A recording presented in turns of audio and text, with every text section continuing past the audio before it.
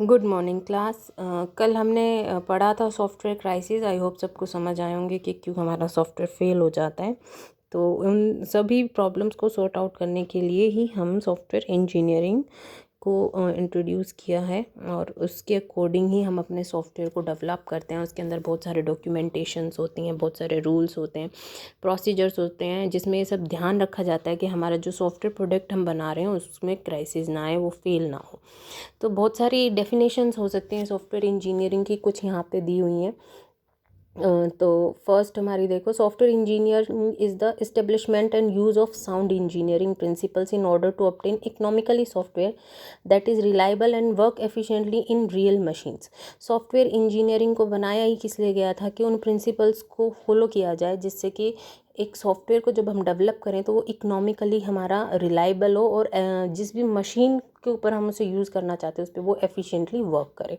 तो ये एक डेफिनेशन दे सकते हैं कि हम सॉफ्टवेयर इंजीनियरिंग क्या है, जिसके अंदर हम अपने सॉफ्टवेयर को डेवलप करने के लिए वो सारे रूल्स, वो सारे प्रिंसिपल्स फॉलो करते हैं, जिससे कि हमारा एक रिलायबल और एफिशिएंट सॉफ्टवेयर हम बना सकें। एंड IEEE ने क्या दिया, software engineering is the application of systematic, disciplined and quantifiable approach to the development, operation and maintenance of software. Software engineering क्या है, वो एप्लीकेशन है जिसमें कि जो भी हमारा सॉफ्टवेयर हम डेवलप करते हैं वो सिस्टमेटिक वे से, डिसिप्लिन्ड वे से, और जो भी उसके ऑपरेशंस हैं वो ऑपरेशंस जो भी हम परफॉर्म करेंगे और उसकी जो भी मेंटेनेंस है वो सब हमारी क्या होगी, डिसाइड होगी, वो सब उसके अंदर ऑलरेडी हमारी मेंशन होगी। तो ये एक डेफिनेशन दे सकते हैं। एंड स्टीफन स्केच ने क्या दिया, software engineering is a discipline whose aim is the production of fault-free software that satisfies the user needs and that is delivered on time and within budget। कि software engineering हम कह सकते हैं कि ऐसा डिसिप्लिन है जो कि एक फॉल्ट फ्री सॉफ्टवेयर को प्रोड्यूस करे, जिससे यूज़र सेटिस्फाइड हो, मतलब यूज़र की जो नीड थी वो सेटिस्फाइड हो, और उसे टाइम पे डिलीवर्ड करें और विद इन बजट। अगर ऐसा कुछ हम कोई प्रोसीजर फॉलो करते हैं तो उसको हम क्या कहेंगे कि वो सॉफ्टवेयर इंजीनियरिंग है। ठीक है, तो मेन एम और गोल क्या होंगे हमारे सॉफ्टवेयर इंजीनियरिंग के, जब भी हम कोई प्रोडक्ट बनाएंगे और उसमें हम सॉफ्टवेयर इंजीनियरिंग यूज़ कर रहे हैं तो उसके मेन गोल क्या होंगे ये हमें पता होने चाहिए। तो फर्स्ट है हमारा high quality, next low cost, with in time, consistency, reliability, efficiency, extensibility and satisfying the requirements. ये सब हम डिटेल में भी पढ़ेंगे आगे।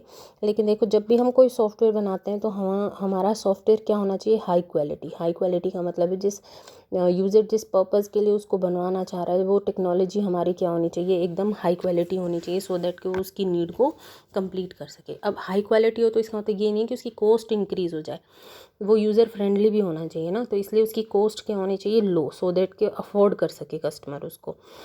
जितना भी टाइम पीरियड गिवन है उतने टाइम पीरियड पे वो बन के रेडी होके डिलीवर्ड हो जाए। ये एक मोस्ट इंपॉर्टेंट थिंग, क्योंकि बिकॉज ऑफ दैट भी हमारे बहुत से सॉफ्टवेयर फेल हो जाते हैं। कंसिस्टेंसी, उसकी कंसिस्टेंसी बनी रहे, जिस भी प्लेटफॉर्म के लिए हम बना रहे हैं उस प्लेटफॉर्म पे वो अपना जो भी उसका हमें आउटपुट चाहिए उस वे में वो आउटपुट प्रोड्यूस करे। रिलायबिलिटी, रिलायबल हो, जिस पर्पज़ के लिए बनाया गया है उस पर्पज़ को वो फुलफ़िल करे। एफिशिएंसी, करेक्ट हो, जो भी हमें आउटपुट चाहिए वो हमें एफिशिएंट मिले। एक्सटेंसिबिलिटी, अगर इन फ्यूचर ऐसा होता है कि हाँ हमें उसमें कुछ चेंजेस करने पड़े और हमें लगता है कि नहीं इस सॉफ्टवेयर को तो अब हमें थोड़ा सा मॉडरेट करना चाहिए, तो हम उसको उसमें हम एक्सटेंसिबिलिटी ऐड कर सकें।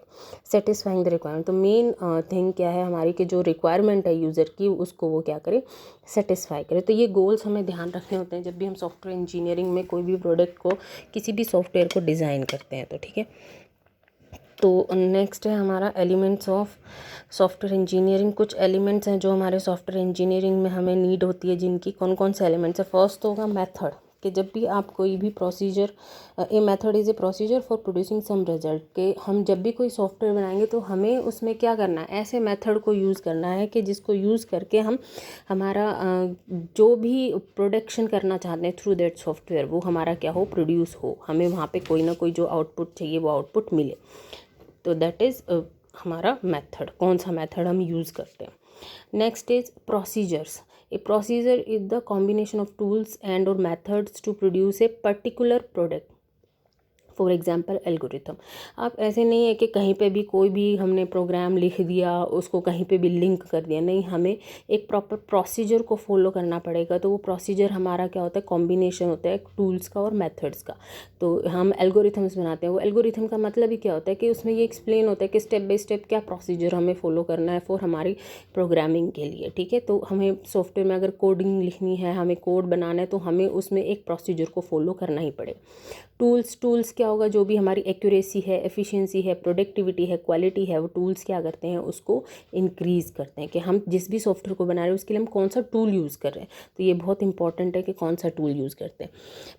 Paradigms refers to particular approaches और फिलोसफीज फॉर बिल्डिंग सॉफ्टवेयर, कि हमें कौन सा जैसे फॉर एग्जांपल यहाँ पे ऑब्जेक्ट ओरिएंटेड पैराडाइम, कि हमें कौन सा पर्टिकुलर अप्रोच या फिलोसफी यूज़ करनी है किसी भी सॉफ्टवेयर को बनाने के लिए, तो वो हमारा पैराडिगम डिसाइड करेगा, रेफ़र करेगा कि कौन सी अप्रोच या फिलोसफी इस पर्टिकुलर सॉफ्टवेयर को बनाने के लिए अप्रोप्रिएट रहेगी। जैसे कि हमारी ऑब्जेक्ट ओरिएंटेड पैराडिगम है, इसका मतलब क्या होगा कि हमारा सब कुछ जो बेस्ड है इसके अंदर वो किस पे बेस्ड होगा, ऑब्जेक्ट के ऊपर।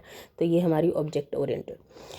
तो अब नेक्स्ट है हमारा गोल्स ऑफ सॉफ्टवेयर इंजीनियरिंग, कि क्या क्या गोल होंगे हमारे सॉफ्टवेयर इंजीनियरिंग के। तो जब भी हम कोई भी सॉफ्टवेयर प्रोडक्ट बनाते हैं तो हमें ये सब गोल्स ध्यान में रखने हैं, सो दैट कि हमारा एक गुड प्रोडक्ट बने और हमारी नीड को वो कंप्लीट करे। फर्स्ट है लो कॉस्ट, कि ये ज़रूरी है कि जब भी हम कोई सॉफ्टवेयर बनाएं तो वो इकोनॉमिक हो, सिर्फ इसलिए नहीं कि जिस यूज़र ने उसकी डिमांड करी है उसी की इकोनॉमिकली, वो यूज़र जो डिमांड कर रहा है उस प्रोडक्ट को, उसको आगे सेल भी करना है, उसको यूज़ में भी लाना है। तो वो जितने नंबर ऑफ़ यूज़र्स उसको यूज़ करेंगे उनके लिए भी इकोनॉमिकली क्या हो, सेटिस्फाइड करे। तो इसलिए कॉस्ट लो होना ज़रूरी है। देखो नेक्स्ट पॉइंट ये आ गया, सेटिस्फाई यूज़र नीड। जब भी सॉफ्टवेयर डेवलप करें तो ये ध्यान रखना है कि वो यूज़र की नीड को सेटिस्फाई करे। डिलीवर्ड ऑन टाइम पे डिलीवरी ज़रूरी होनी चाहिए, उसकी हाई क्वालिटी। हमें अपने प्रोडक्ट के लेवल को इंक्रीज़ करना है, इम्प्रूव करते जाना है time to time. Productivity, so that अगर हमारी क्वालिटी हाई होगी, हमारा टाइम पर डिलीवर होगा, तो हमें क्या चाहिए, हमारी ये सब नीड हमें किस लिए, इसलिए कि हमारी प्रोडक्टिविटी क्या हो, उस सॉफ्टवेयर प्रोडक्ट के थ्रू इंक्रीज़ हो। इसका फ़ायदा दोनों तरफ होता है, डेवलपर को भी होता है और कस्टमर को भी होता है। अगर प्रोडक्टिविटी इंक्रीज़ होगी तो जो डेवलपर है उसके लिए बेनिफिट ये है कि उसको और ज़्यादा प्रोजेक्ट्स मिलेंगे। जो कस्टमर है जिसने भी वो प्रोडक्ट बनवाया है तो उसको क्या होगा, उसको अपने बिजनेस में फ़ायदा होगा। जिस भी पर्पज़ से उसने बनवाया उसमें उसको कोई ना कोई प्रोडक्टिविटी की वजह से क्या होगा, फ़ायदा होगा।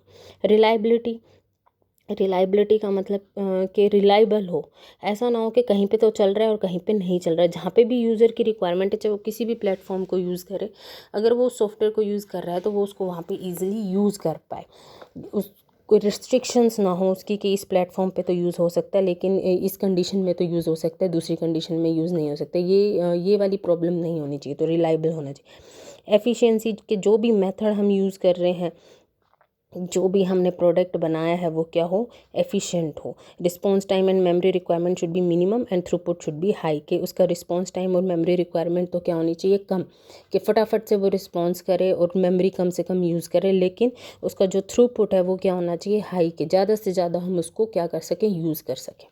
ठीक है। Next is maintainability.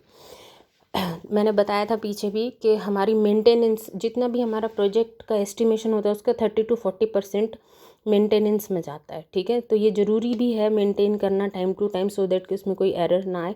तो it is the effort required to locate and fix error in operating system, के ऑपरेटिंग सिस्टम के अंदर कोई भी अगर एरर आती है या कोई भी प्रॉब्लम आती है तो उसको हमें क्या करना है, फिक्स करना है। एक्सटेंसिबिलिटी, के अगर हमें एग्जिस्ट सॉफ्टवेयर को क्या करना है, आगे एक्सपेंड करना है, तो वो पॉसिबिलिटी उसके अंदर हो। प्रोवाइड डॉक्यूमेंट्स एंड स्पेसिफिकेशन, तो ये पूरा हम पढ़ेंगे, SRS बोलते हैं इसको, सॉफ्टवेयर रिक्वायरमेंट एंड स्पेसिफिकेशन, के जब भी हम कोई प्रोडक्ट बनाते हैं, सॉफ्टवेयर प्रोडक्ट बनाते हैं, तो उसका प्रॉपर डॉक्यूमेंटेशन होना और स्पेसिफिकेशन होना ज़रूरी है। डॉक्यूमेंटेशन से हमें ये एक ऑथराइजेशन मिल जाता है कि हाँ ये प्रोडक्ट जो है ऑथराइज्ड है और हम इसे यूज़ कर सकते हैं। स्पेसिफिकेशन से क्या होता है, दोनों तरफ से फ़ायदा होता है, यूज़र को भी और डेवलपर को भी, कि स्पेसिफिकेशन में हम स्पेसिफाई करते हैं कि क्या प्रोजेक्ट बनना है, कितने टाइम पे बनना है, उसकी कॉस्ट क्या लगेगी, कैसा वो डिज़ाइन होगा, उसकी प्लानिंग क्या है, ये सारे फेजेस हम पढ़ेंगे आगे। तो इस वजह से दोनों ही तरफ से हमें क्या होता है, एक फ़ायदा होता है और इसकी वजह से हमारा जो प्रोडक्ट है वो बेस्ट बनता है। तो आई होप क्लास यहाँ तक तुम्हें समझ आया होगा। Okay, take care.